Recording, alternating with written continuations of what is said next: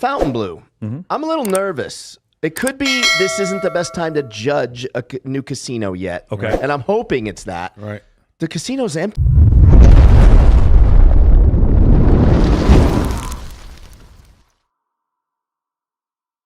Man, no one's playing table games.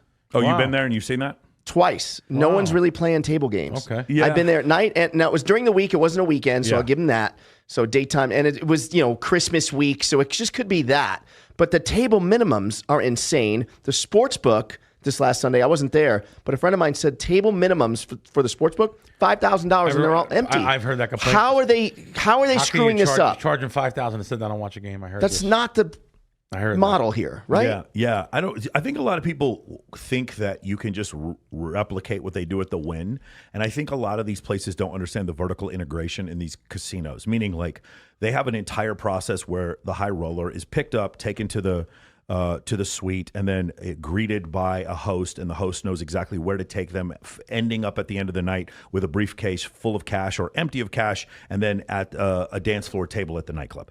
Like there's a thing at the Wynn where it's this vertical integration where from beginning to end everything is just sort of seamless. Yep. These other places don't have that, and they just wonder why the Palm struggles, and it's because they can't master that same level of integration. You would think all these MGM properties would be able to do it because they're all connected with one another, but the Wynn seems to know how to do that better than anyone. Yeah. And the other thing is, and this is not a knock on anything. Obviously, Jason Strauss is probably one of the most successful guys in this whole city. For sure. But his company isn't owned by the casinos, whereas the Wynn nightlife is owned by the casino. That means even if the nightclub takes a loss, it doesn't matter. The casino owns it. That is one advantage that Fontainebleau is going to have, is that they're fine to take a loss because all they care about is the table games, like you said. So, but it's strange that the table games aren't doing that well. All they care about is the gambling. So, you understand, Jason Strauss doesn't care about the gambling. Right. His concern is the revenue of the nightclub. Sure. Whereas if the casino owns the nightclub, then the concern is let's entertain the high roller with pretty girls so that he continues to spend money and lose money for us.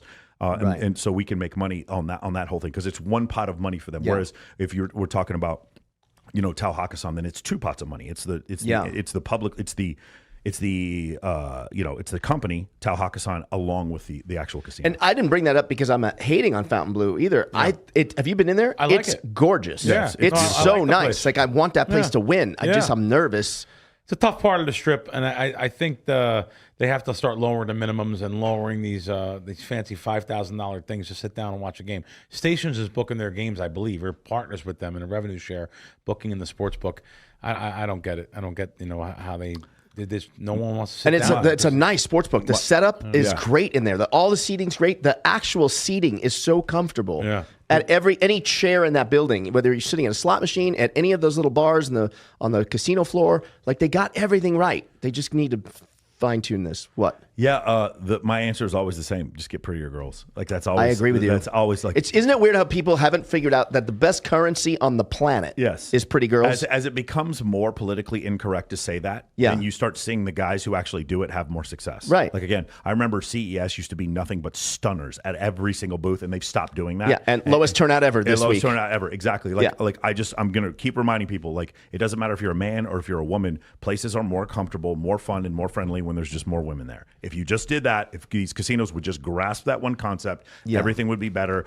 All these places would be completely packed. And I know I said one more thing, and I'm going to add one more thing. What were you going to say just now? I want to know how much it is to go see like a guy like the Dead Mal. The Dead Mouse? Oh, I mean, if you live here, it's free. Like here, I could just walk in. Oh, so by us being locals, we get in free? Yeah, well, you need to establish that they know you on a regular basis, and it would also help if it was 3 guys and 8 girls. That would also help. Right. To get in so would not be an issue. fold up a $100 bill and give it to someone too? I mean, you could do that. Yeah. Well, actually, I wouldn't. We don't want to say that publicly because the hosts are not allowed to take tips.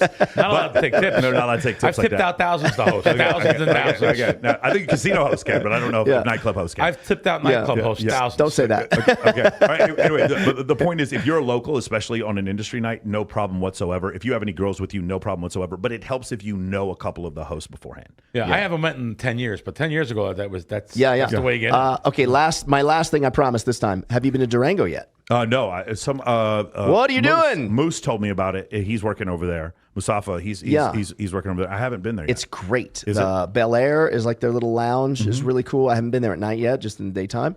But the sports book's great.